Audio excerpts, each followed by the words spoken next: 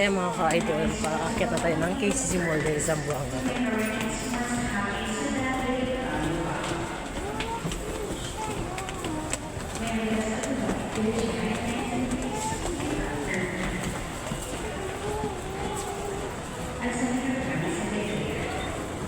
Kaya mga ka-idol, sama pala ng mga kaibigan natin. Kaya safety first po tayo sa work.